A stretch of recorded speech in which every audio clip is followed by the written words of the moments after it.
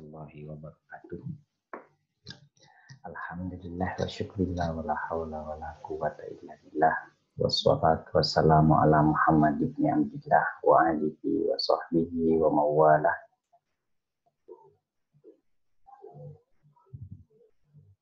Allahumma sholli ala sayyidina Muhammad wa ala ali sayyidina Muhammad.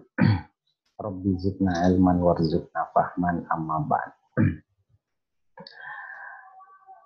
Baiklah, kita lanjutkan pertemuan perkuliahan kita kali ini, yakni tentang latar belakang, rumusan masalah, dan tujuan penelitian. Nah, ini saya sampaikan dulu di awal tentang latar belakang mengikuti skema proposal.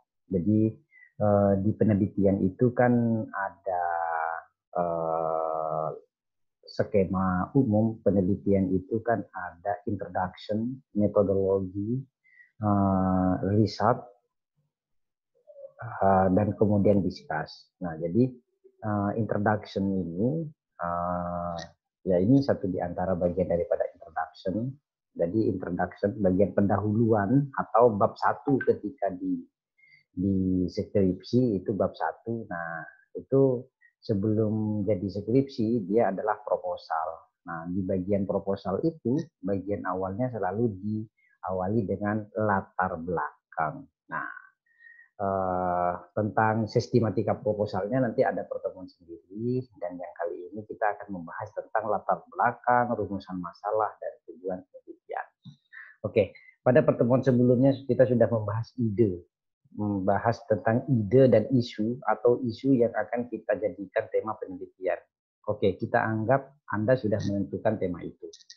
Kemudian pertemuan sebelumnya juga saya sudah menyampaikan tentang telaah pustaka. Dalam hal ini telaah pustaka itu adalah untuk menentukan apakah ide ataupun isu yang akan kita angkat itu layak untuk dilanjutkan atau tidak.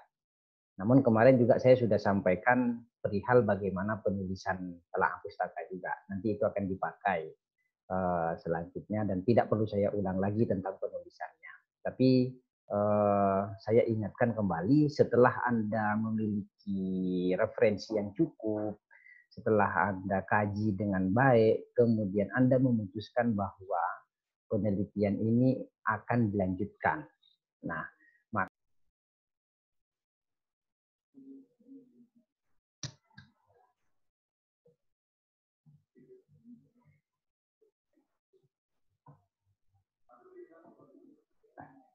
maka ketika akan dilanjutkan dia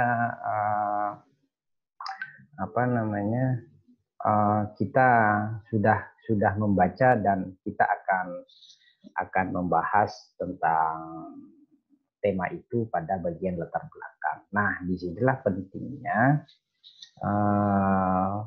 tema pertemuan kita pada kali ini tentang latar belakang. Oke. Apa sih tentang latar belakang itu?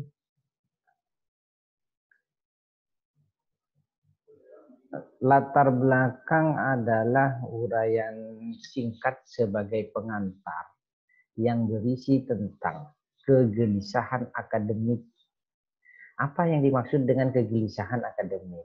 Nah, begini, kegelisahan akademik itu kita melihat misalnya suatu fenomena, baik fenomena empiris maupun dalam arti baik fenomena empiris dalam arti memang peristiwa real yang terjadi di lapangan, ataupun misalnya dari sisi konsep-konsep yang kita baca dari berbagai referensi. Oh, ada suatu pemikiran, ada suatu konsep yang kayaknya perlu dipikirkan ulang. Nah, fenomena-fenomena seperti itu, empiris dan fenomena konseptual itu kok kayaknya kita, ini pertanyaan kegelisahan, kok kayaknya ini perlu ditelaah lebih lanjut. Nah, ketika punya kegelisahan seperti itu, maka itu satu di antara syarat sudah bisa memenuhi penelitian. Nah, kegelisahan itu yang kita baca kemarin dari isu, kemudian kita baca dari telaah pustaka, kegelisahan itu kok semakin menguatkan. Nah, ketika semakin menguatkan kita tentang perlunya penelitian ini, maka hal itu disampaikan atau dituliskan dalam latar belakang. Nah, kemudian kan kita sudah membaca dari berbagai referensi, dari berbagai pustaka sebelumnya itu kita juga sudah membaca bahwa ada yang menarik dari sini. Nah, ada yang unik. Nah, yang unik itu perlu kita sampaikan. Keunikan tema, keunikan bahasan kita itu perlu kita sampaikan. Jadi keunikan isu, keunikan tema, keunikan ide, dan keunikan fakta misalnya, itu perlu kita sampaikan. Apa saja hal-hal yang unik yang memang itu. Nah, dari keunikan itu, setidak-tidaknya kemudian juga latar belakang berisi argumentasi teoritis. So, mengapa kok kita perlu melakukan kajian ini? Dan atau misalnya ada istilahnya dalam penelitian yang kerap itu dibenturkan. Ada hal-hal yang dibenturkan sehingga secara teoritis itu mendapatkan argumentasi yang kuat dan mendapatkan legitimasi yang pas dari tema yang kita ambil untuk diteliti selanjutnya. Misalnya seperti ini. Kemarin kita contoh misalnya Ustadz Abdus Somad. Karena ini bidang dakwah, kita contoh Ustadz Abdus Somad itu menarik, misalnya unik, dan nampak kegelisahan akademik kita memang di situ, misalnya dari sisi ceramah-ceramah Ustadz Abdus Somad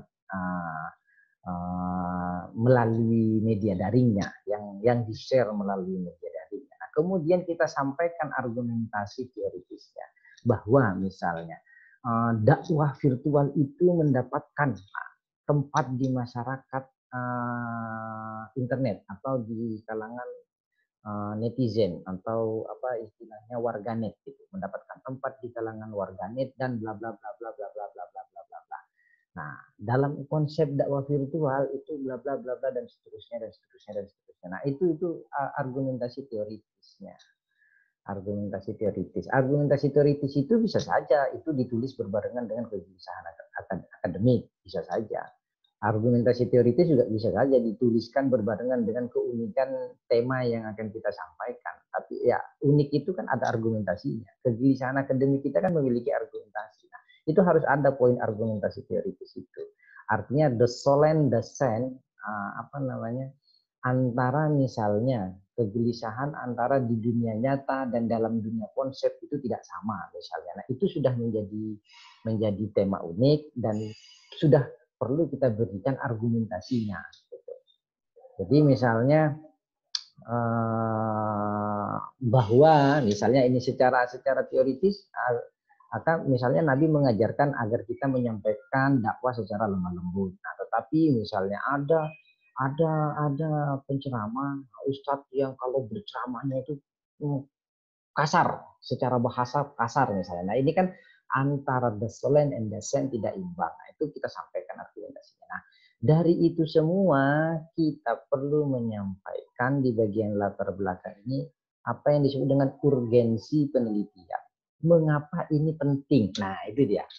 Kasih catatan. Setidak-tidaknya kan ya paling gampang kita bikin catatan kan dua catatan.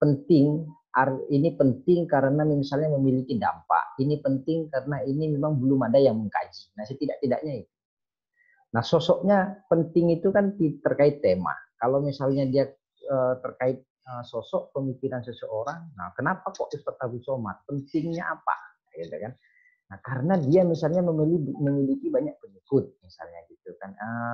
Ceramahnya, share ceramahnya yang by online itu selalu ditonton banyak orang. Nah, itu sampaikan argumentasi pentingnya. Terserah nanti dibikin poin-poin pertama, kedua, dan seterusnya, terserah nanti. Tapi ada argumentasi penting. Bahkan di kegelisahan akademik itu ada nanti bagian argumentasi penting.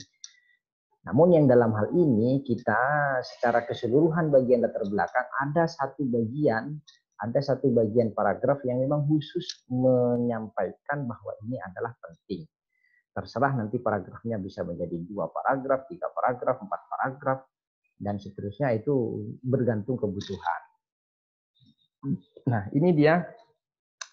Terus seperti apa cara membuat latar belakang? Konsep yang cukup umum adalah seperti ini yang disebut dengan piramida terbalik. Jadi dia konsepnya dari yang umum ke yang khusus. Dari yang umum ke yang khusus, kemudian sampailah kepada inti. Nah, ini sudah cukup umum, Anda pun bisa mencarinya di internet dan seterusnya.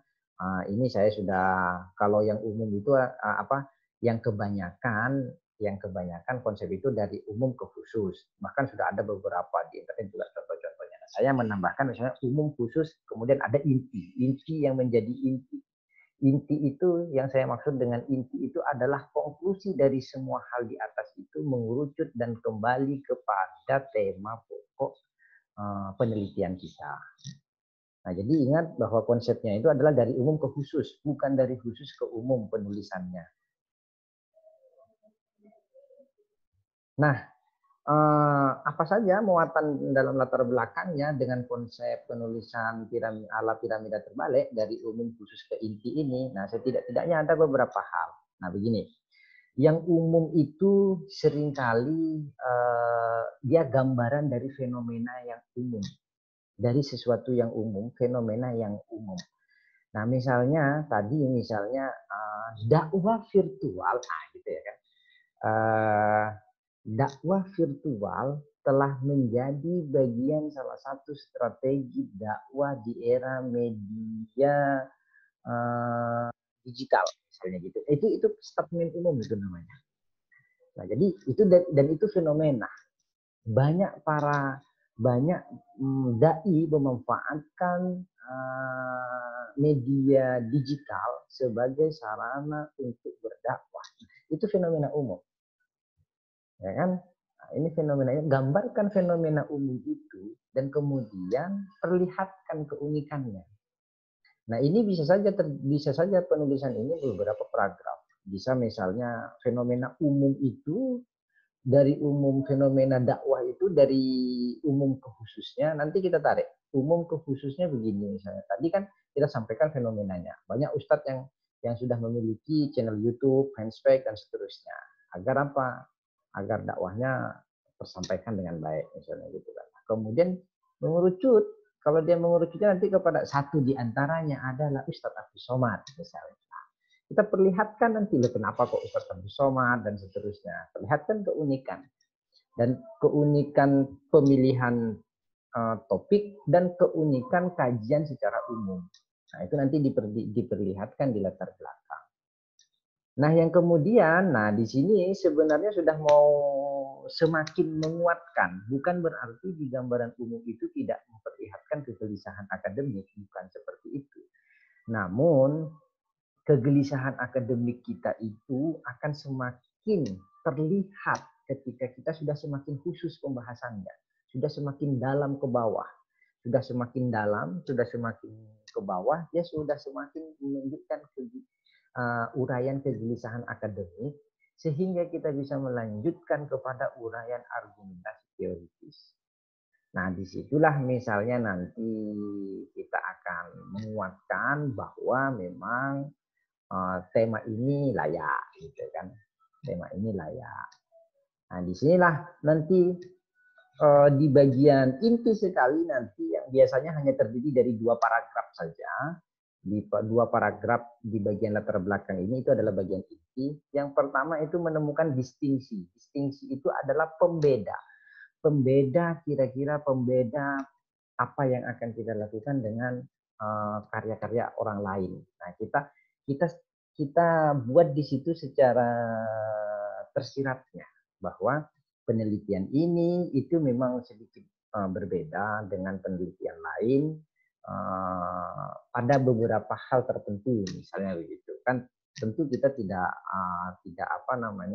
menafikan penelitian orang sebelumnya. Terkadang kita meniru konsepnya, tetapi mungkin contohnya berbeda, gitu kan? Objeknya berbeda. Kalau konsepnya mungkin sama, konsepnya sama, tetapi objeknya berbeda. Itu bisa saja terjadi. Nah, artinya itulah pembedanya gitu kan.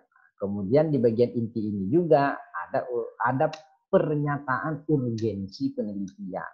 Nah, biasanya dari gambaran di atas, maka penulis memilih mengambil tema bla bla bla bla bla bla bla bla gitu kan. Kalau biasanya menemukan distingsi itu biasanya dari gambaran di atas ternampak bahwa gitu kan. Kajian tentang ini begitu begini dan begitu begitu dan seterusnya gitu kan. Nah, dari gambaran itu pula maka kemudian penelitian ini penting untuk tema sebagai berikut.